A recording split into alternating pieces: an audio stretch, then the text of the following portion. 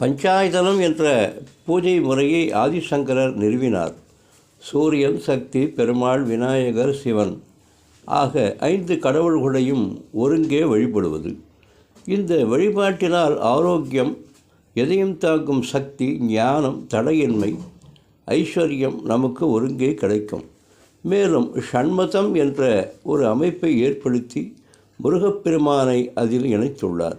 முருக வழிபாட்டில் இகபர சௌக்கியங்கள் கிடைக்கும். சங்கரருடைய காலத்தில் இருந்த 72 மதங்களை சுருக்கியும் தீய மதங்களை கண்டித்தும் ஒதுக்கியும் இந்த ஏற்பாட்டினை அருளியுள்ளார். இதுவே இந்து மதம் இன்றைய வரை தழைக்க காரணமாக இருக்கிறது.